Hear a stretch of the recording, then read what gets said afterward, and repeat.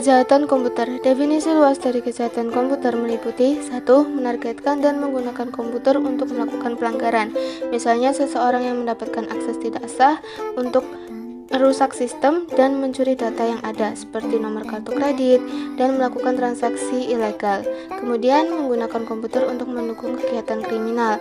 Misalnya saja pengedar narkoba dan penjahat profesional yang menjadikan komputer sebagai database tindak kriminal mereka.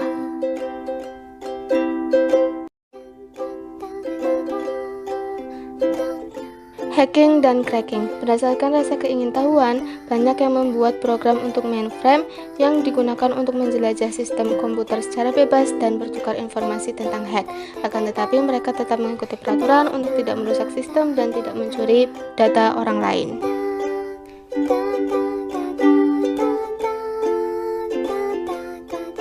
Jenis penjahat dan kejahatan komputer. Jenis kejahatan lain yang menggunakan komputer adalah spionase industri.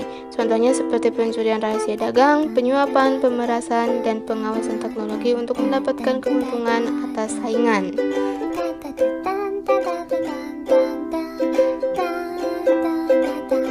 Virus dan kode lainnya yang dapat merusak komputer. Virus sendiri adalah program rusak yang dapat mereproduksikan dirinya sendiri untuk mengganggu fungsi normal dari sistem informasi.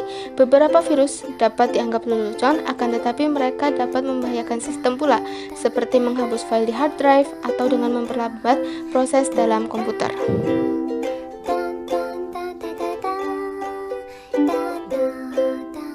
Cyber harassment, cyber stalking, and cyberbullying adalah bentuk kejahatan lainnya seperti membuat tuduhan palsu yang merusak reputasi korban melalui situs digital, memperoleh informasi pribadi korban dengan memantau aktivitas komputernya, mendorong orang lain untuk melacakkan korban dengan informasi pribadi yang disebarkan di dunia digital, menyerang data dan peralatan korban dengan virus yang dikirimkan melalui berbagai cara, dan menggunakan internet untuk melakukan pemesanan dan pengiriman barang dan jasa yang palsu tanpa sepengetahuan korban.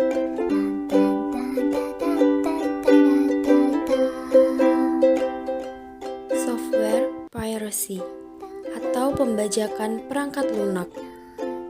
Pembajakan perangkat lunak adalah bisnis global. Masalah internasional utama yang dihadapi bisnis adalah kesediaan atau keengganan pemerintah dan individu untuk mengakui dan menegakkan kepemilikan kekayaan intelektual, khususnya hak cipta perangkat lunak. Pembajakan perangkat lunak dapat menyebabkan denda atau rasa malu publik dan membuat pengguna rentan terhadap serangan.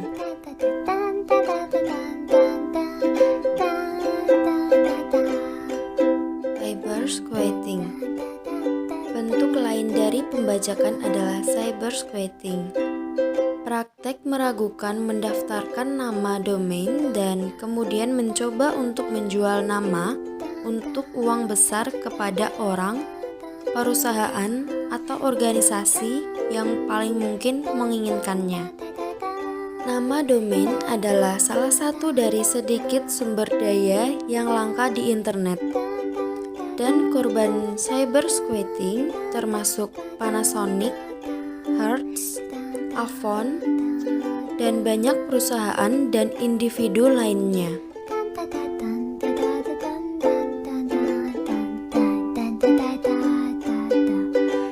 Hukum melawan kejahatan komputer. Di Amerika Serikat, ada dua undang-undang federal utama yang menentang kejahatan komputer, yaitu Computer Fraud and Abuse Act tahun 1986 dan Electronic Communication Privacy Act tahun 1986. Computer Fraud and Abuse Act tahun 1986 melarang hal-hal berikut. Yang pertama, mencuri atau membahayakan data tentang pertahanan nasional, hubungan luar negeri, energi atom, atau informasi terlarang lainnya. Yang kedua, mendapatkan akses tidak sah ke komputer yang dimiliki oleh badan atau departemen pemerintahan Amerika Serikat. Yang ketiga, melanggar data milik bank atau lembaga keuangan lainnya. Yang Yang keempat, mengancam untuk merusak sistem komputer untuk memeras uang atau barang berharga lainnya dari orang, bisnis, atau institusi. Dan yang terakhir, mengancam Presiden Amerika Serikat, Wakil Presiden, anggota Kongres, dan anggota administrasi lainnya, meskipun hanya dalam email kritis.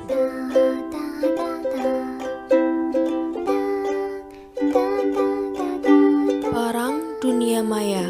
Cyber war mengacu pada upaya terorganisir oleh militer suatu negara untuk mengganggu atau menghancurkan sistem informasi dan komunikasi negara lain.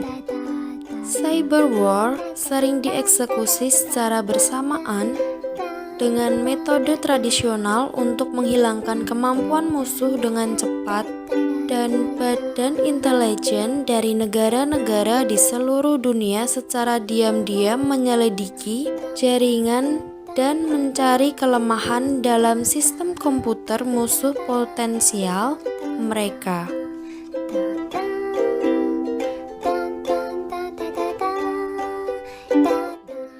Terorisme dunia maya. Terorisme cyber dapat melibatkan penghancuran fisik sistem komputer atau tindakan yang merusak stabilitas ekonomi atau infrastruktur. Tindakan cyber teroris kemungkinan besar dapat merusak mesin yang mengontrol lalu lintas, pembangkit listrik, bendungan, atau lalu lintas penerbangan untuk menciptakan ketakutan dan kepanikan. Serangan yang diluncurkan di dunia maya bisa dalam bentuk seperti virus, perusakan komputer, pemerintah, mencuri file rahasia, mengubah konten halaman web, dan lain-lain. Tujuan dari cyber teroris adalah untuk menimbulkan ketakutan, kepanikan, dan kehancuran.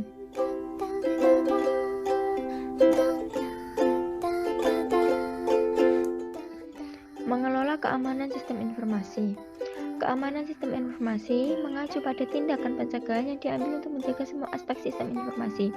Misalnya, semua perangkat keras, perangkat lunak, peralatan jaringan, dan data aman dari perusakan, manipulasi, atau akses atau pengguna yang tidak sah, sambil menyediakan fungsionalitas yang dimaksudkan untuk penggunaan yang sah. Karena ancaman terhadap sistem informasi terus berkembang, keamanan sistem informasi adalah proses yang berkelanjutan yang terdiri dari 1. Menilai resiko. Mempertahankan kepercayaan pelanggan sangat penting untuk organisasi manapun, dan setiap insiden terkait keamanan sistem informasi dapat menyebabkan resiko, reputasi, operasional, hukum, dan strategis. Dengan demikian, organisasi melakukan penilaian resiko untuk sistem mereka untuk memastikan bahwa program keamanan sistem informasi masuk akal secara ekonomi. Yang kedua, mengembangkan strategi keamanan.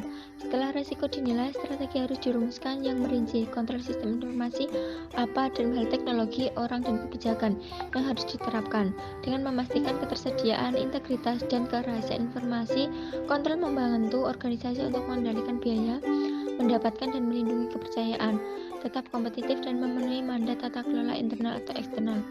Ketiga, menerapkan kontrol dan pelatihan. Setelah strategi yang komprehensif telah dirumuskan, organisasi dapat memutuskan kontrol mana yang harus menerapkan dan melatih personel mengenai kebijakan dan tindakan keamanan. Kontrol semacam itu dapat mencakup melewati langkah-langkah yang berbeda. Setiap kebijakan keamanan sistem dan implementasi fisiknya, pembatasan akses atau penyimpanan catatan untuk dapat melacak tindakan dan transaksi dan siapa yang bertanggung jawab untuk ini. Dengan demikian, kontrol sistem informasi perlu diterapkan di seluruh infrastruktur sistem informasi. Dan yang terakhir, keempat, yaitu memantau keamanan. Untuk meminimalkan risiko, organisasi harus memantau efektivitas pengendalian. Setiap pengguna yang berwenang atau tidak meninggalkan jejak elektronik yang dapat dilacak. Hal ini digunakan untuk melacak aktivitas komputer untuk menemukan aktivitas yang mencurigakan dan mengambil tindakan. Menggunakan perangkat lunak semacam itu membantu menciptakan jejak audit yang merupakan catatan yang menunjukkan siapa yang telah menggunakan komputer sistem dan bagaimana itu digunakan.